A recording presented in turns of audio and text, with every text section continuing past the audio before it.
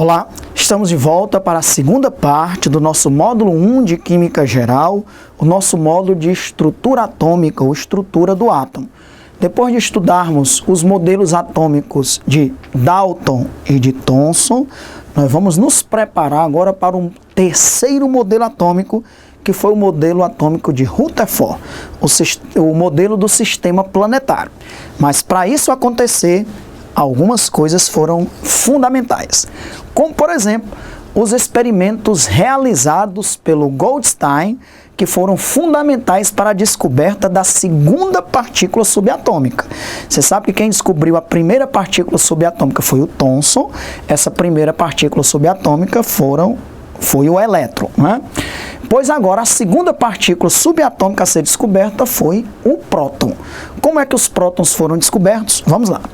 Então, em 1886, o físico alemão Goldstein, ele descobriu os raios canais, também chamado de raios anódicos.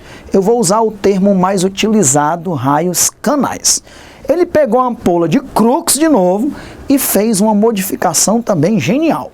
Foi o que ele fez. Daqui a ampola de Crookes é uma ampola de vidro com gás residual sob baixa pressão e uma diferença de potencial da ordem de 20.000 volts. Você sabe que quando você liga o campo elétrico, né, você tem aqui os raios catódicos, que saem do cátodo em direção ao ânodo, do polo negativo para o polo positivo. Esses raios aqui, representados por essa seta azul, você já conhece. São os raios catódicos. Beleza. Está aqui o gás sob baixa pressão e a bomba de vácuo. Só que o que foi que o Goldstein fez? Ele resolveu fazer buracos no cátodo. E quando ele fez buracos no cátodo, ele observou vários feixes luminosos atravessando esses buracos no cátodo. Enquanto os raios catódicos iam para a direita, e os raios catódicos são negativos, que a gente já estudou isso, são elétrons, tinha um feixe aqui de raios vindo no sentido contrário, que são representados aqui por essa seta vermelha, e esses raios foram chamados de raios canais. Logicamente, o Goldstein começou a querer estudar esses raios canais. E aí fez alguns experimentos para estudar a natureza dos raios canais. Do mesmo jeito que o Thomson foi estudar a natureza dos raios catódicos, até descobrir que esses raios catódicos eram elétrons, o Goldstein começou a realizar experimentos para estudar esses raios canais. Primeiro experimento, óbvio que isso tinha que ser feito. Colocar aqui um campo para estudar se esses raios canais eram carregados negativamente ou positivamente. Não é novidade para ninguém que os raios catódicos, como são elétrons, eles são atraídos, um feixe de raio catódico é atraído para o polo positivo do campo elétrico. Já os raios canais, eles eram atraídos na direção do polo negativo do campo. Então, os raios canais, eles eram positivos. Enquanto os raios catódicos são negativos, são elétrons, os raios canais são positivos. Foi a primeira conclusão a partir desse experimento aqui realizado, porque os raios canais eram atraídos pelo polo negativo do campo. Eram atraídos para o cátodo, ok? Então, aqui uma outra figura para mais ou menos você entender, né, o que são os raios canais. Está aqui a ampola de Crookes. Está aqui o cátodo, só que é um cátodo perfurado, o cátodo que é o polo negativo, e está aqui o ânodo. Quando você tem um gás residual sob baixa pressão, né, e coloca uma diferença de potencial, quais são os raios que você estudou em primeiro lugar? São os raios catódicos. Quais são os raios catódicos? São raios que saem aqui do cátodo em direção ao ânodo. Seriam esses raios aqui, ó, que estão vindo da direita para a esquerda, né? Eles estão vindo para cá. Essas bolinhas aqui são bolinhas representando o gás residual. Pode ser hélio, hidrogênio, etc. Ok. Só que como o cátodo está furado, alguns feixes, algumas partículas vêm para o lado oposto, atravessando esses buraquinhos, ó, que são os chamados raios canais. Enquanto os raios catódicos são elétrons, são negativos, os raios canais são positivos. Alexandre, nessa altura, você estaria correto dizer que os raios canais, que são esses raiozinhos aqui, que estão indo para o outro lado dos raios catódicos, eles são positivos. Dá para dizer que eles são prótons? A resposta é não. Você vai já ver que enquanto os raios catódicos, os resultados lá na ampola de Crookes, com os experimentos que o Thomson fez, não mudava nada, independente do gás utilizado, pois a natureza desses raios canais mudam de acordo com a natureza do gás. Quando ele usa hélio, quando ele usa gás hidrogênio, são íons positivos. Ainda não posso dizer que são prótons, são íons positivos. Só tem uma situação é que esse íon positivo vai ser próton e que você vai ver. Quando o gás residual utilizado dentro da ampola é gás hidrogênio. Quando for hélio, não vai ser próton. Vai ser hélio mais, ok? Hélio mais não é um próton, é mais de um próton, né? Ok? Beleza? Então, se o gás residual é o hidrogênio, os raios canais são constituídos pelos íons gasosos positivos H+. O que é H+? É um átomo de hidrogênio, um dos isótopos do átomo de hidrogênio, que a gente chama de prótio. O prótio, o que é o prótio? É um próton e um elétron. Se você arrancar o elétron, só sobra um próton. Então, o átomo de hidrogênio, que só tem um próton no núcleo e um elétron na eletrosfera, quando você arranca o elétron, só sobra um próton. Então, se o gás residual for o hidrogênio, aí sim, os raios canais são um próton. Mas se é outro gás, vai ter mais de um próton, porque outro gás, o hélio, por exemplo, tem mais de um próton no núcleo. E no núcleo não vai ter nem só próton, vai ter próton e nêutron, que nessa época era uma partícula subatômica que também ainda não tinha sido descoberta, né? Nem o próton ainda tinha sido descoberto até então, né?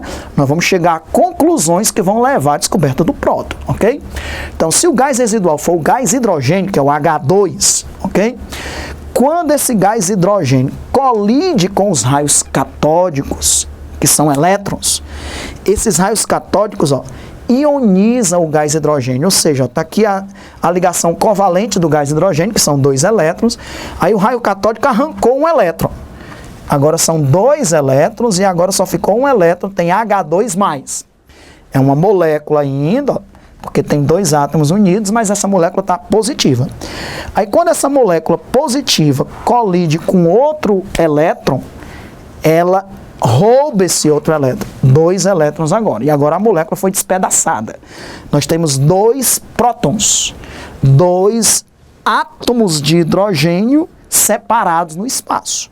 Então, quando o gás residual era hidrogênio, a molécula de hidrogênio, falando simplificadamente, acaba sendo ionizada, os elétrons dessa molécula são arrancados, a molécula é despedaçada, se transforma em 2 átomos de hidrogênio, e 2 átomos de hidrogênio, já que perdeu os elétrons, só tem um próton. Então, quando o gás residual da ampola de Goldstein, que é a ampola de Crookes modificada, com o cátodo perfurado, né?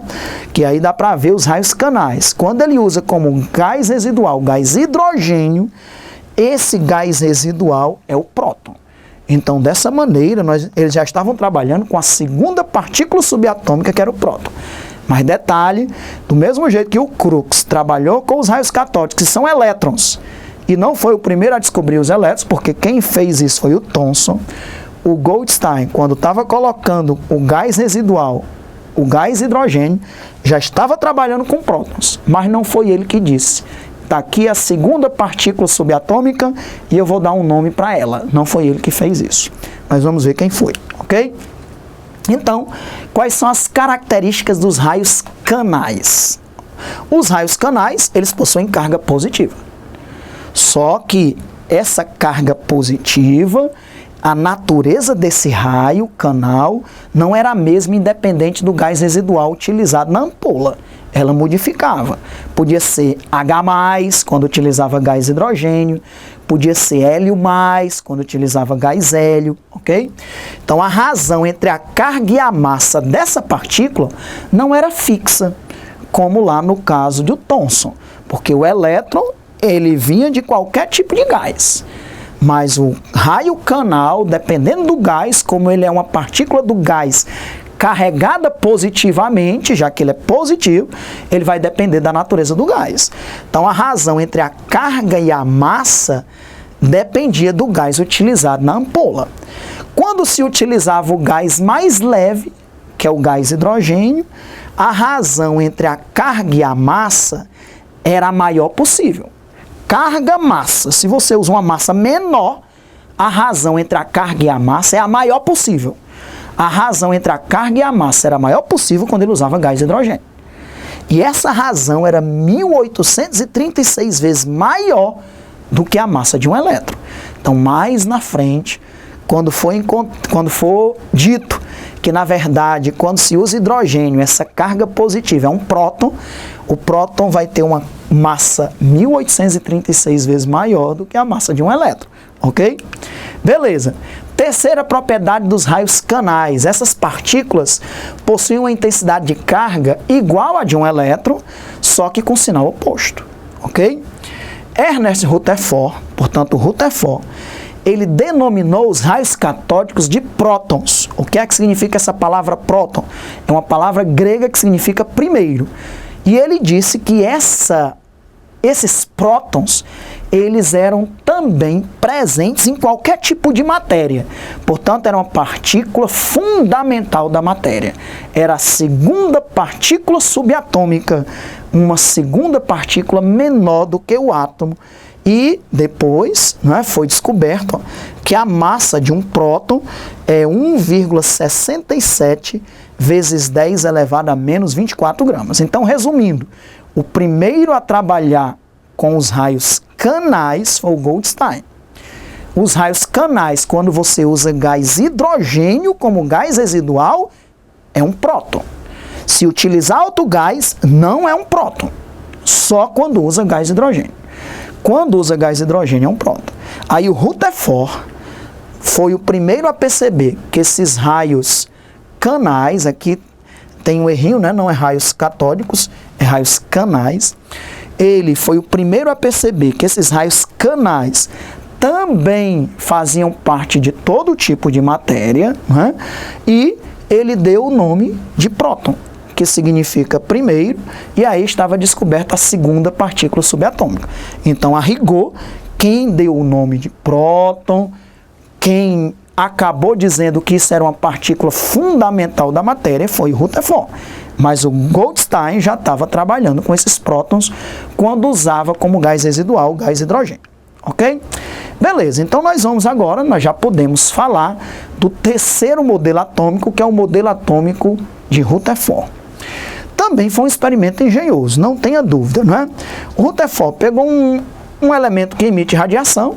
Nessa época o estudo da radioatividade já estava começando, então já se conhecia os 3 principais tipos de radiação que você vai estudar no módulo de físico-química, ou química geral, depende aí que eu coloquei isso na sua apostila, mas está no módulo de química geral, o módulo de radioatividade, que aí você vai estudar as radiações alfa, beta e gama.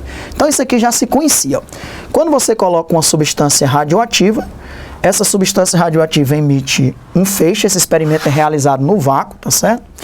Esse feixe de radiação, ao passar por um campo elétrico, ou seja, por placas carregadas num campo elétrico, esse feixe se divide em 3. Tem um feixe que é atraído pelo polo negativo do campo, que é a radiação alfa. No módulo de radioatividade você vai estudar que a radiação alfa, portanto, ela é positiva. Ela é formada por 2 prótons e 2 nêutrons. É a maior e mais pesada partícula emitida por um núcleo. Por isso que o desvio do feixe aqui foi pequeno.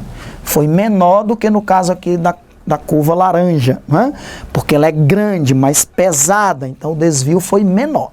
Então a radiação alfa, não esqueça, ela é positiva. Os outros detalhes da radiação alfa você vai estudar no módulo de radioatividade. Um outro feixe foi atraído para o polo positivo do campo. Logicamente, essa radiação ela é negativa. É a radiação beta, já que ela foi atraída pelo polo positivo.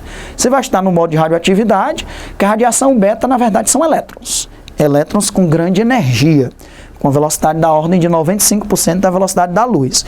Veja que o desvio foi maior, porque um elétron tem uma carga, tem uma massa muito menor do que a partícula alfa, que é grande. Então, por isso que o desvio foi maior.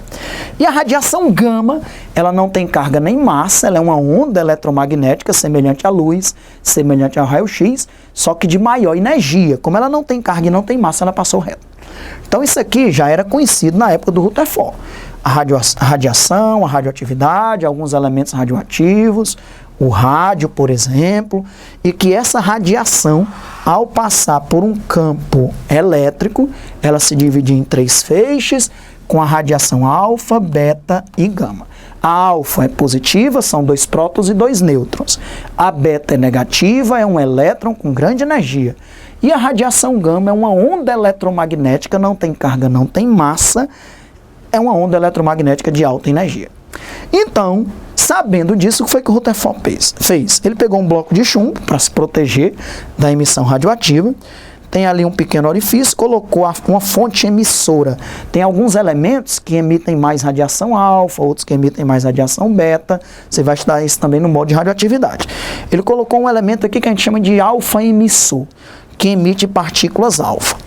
Colocou ali, ele fez vários experimentos. Tem alguns alunos mais estudiosos que já me perguntaram: Alexandre, o experimento de Rutherford foi feito com uma placa de chumbo, com uma placa de prata, desculpem, e com uma placa de ouro. Porque eu já li num livro que diz uma placa de ouro, no outro livro diz uma placa de prata ou de platina. Na verdade, ele utilizou mais de um tipo de placa, né? Porque ele tinha que ser esperto. Será que isso só se observava quando ele usava uma película de ouro, né? Então ele usou mais de um tipo realmente de uma finíssima folha de ouro ou de prata, tá certo? Muito bem, então aqui nós estamos dando o experimento com uma finíssima folha de ouro. Ele colocou aqui uma tela fluorescente para ele saber onde as partículas radioativas, no caso as partículas alfa, estavam chegando, né? Um elemento fluorescente, quando ele recebe um estímulo, os elétrons daquele elemento passam para uma camada mais externa, e aí quando começam a voltar, ficam emitindo luz, enquanto tem a fonte. Okay? Enquanto estão sendo excitados. Então foi o que ele fez. Ele pegou ali uma finíssima folha de ouro e colocou aqui as partículas alfa para incidirem sobre essa folha. Foi que ele observou que a maioria das partículas atravessava a folha de ouro, sofrendo desvios variáveis. Esses aqui atravessavam e sofriam pequenos desvios, desvios maiores. Algumas partículas sofriam desvios muito grandes e o que mais impressionou o Rutherford, algumas partículas alfa voltavam na direção da fonte emissora. Ele até escreveu um pequeno relato onde ele dizia o seguinte: eu fiquei tão surpreso com esses experimentos que é como se eu pegasse um revólver, né? E começasse a atirar contra uma folha de papel e, para minha surpresa, as balas começassem a voltar em minha direção. Realmente, essa foi a surpresa dele. As partículas alfa seriam os projéteis, as balas, né? Que ao colidir com alguma coisa aqui que tinha nessa finíssima folha de ouro, estavam voltando na direção da fonte emissora. Esse experimento foi realizado pelo Rutherford e juntamente com seus alunos, o Hans Geiger e o Ernest Marsden. A fama é do Rutherford, que é o professor, né? Era o mentor, o idealizador do experimento, mas ele teve aí 2 alunos que, juntamente com o Rutherford, realizaram o experimento. O Rutherford, o Hans Geiger e o Ernest Marsden. Ok? Então, quais são as conclusões que o Rutherford chegou a partir desse experimento? A química é uma ciência experimental. Como era o átomo para que esse experimento pudesse ser explicado, né? Primeiro, cuidado que eu já vi muitos equívocos em relação ao experimento de Rutherford, o que aconteceria se o modelo de Thomson fosse verdadeiro. Está aqui o modelo de Thomson. É uma esfera positiva com elétrons incrustados na sua superfície. Aqui é o famoso pudim de passas. Se o átomo fosse como Thomson deduziu, que não tinha nada mais denso ou menos denso no átomo, as partículas alfa atravessariam o átomo, todas elas, sofrendo pequenos desvios. Então, se o modelo do pudim de passas de Thomson fosse verdadeiro, as partículas alfa todas atravessariam aquela folha de ouro, sofrendo pequenos desvios. Ok? Porque eu já vi por aí explicações de que todas as partículas voltariam. Não tem sentido, porque não havia no modelo de Thomson algo tão denso que vai surgir no modelo de Rutherford, chamado núcleo, e algo pouco denso, chamado eletrosfera. Essa divisão heterogênea de algo denso e algo pouco denso no átomo só vai surgir com o Rutherford e não com o Thomson. Então está aqui o que se observaria no modelo do pudim de passas se esse modelo fosse o correto, com o experimento de Rutherford. Todas as partículas alfa atravessariam o pudim de passas, o átomo, ok? Mas o que foi que aconteceu? Algumas partículas passavam reto, que era a maioria.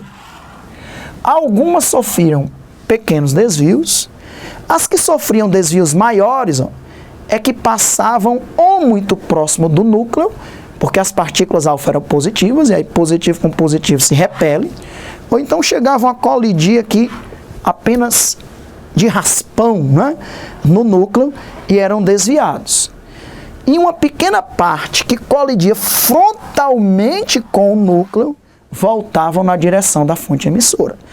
Então, o que foi que o Rutherford já começou a deduzir? Olha, esse átomo tem que ter uma região infinitamente pequena, positiva e densa, que ele chamou de núcleo.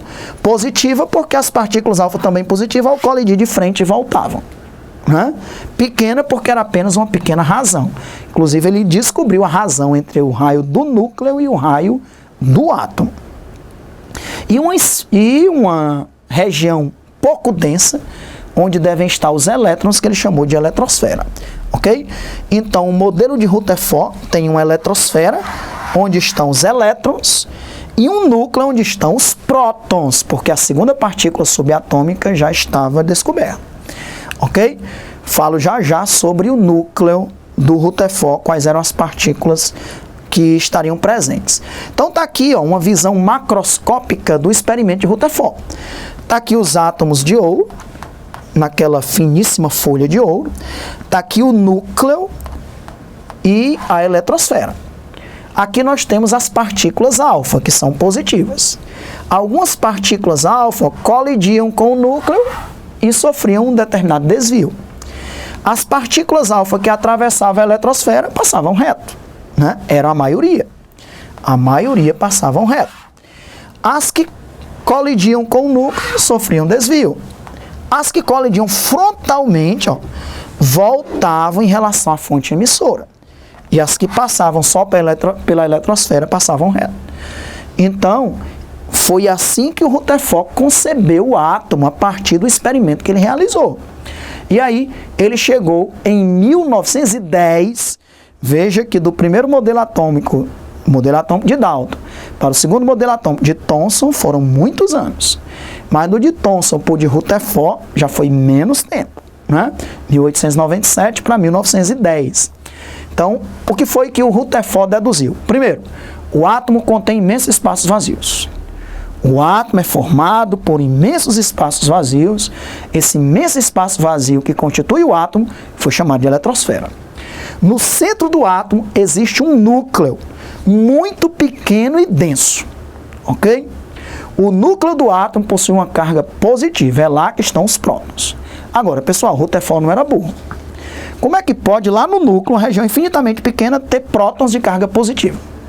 O Rutherford não descobriu o nêutron, mas ele deduziu que lá no núcleo existia algo isolando as cargas positivas dos prótons que estavam no núcleo.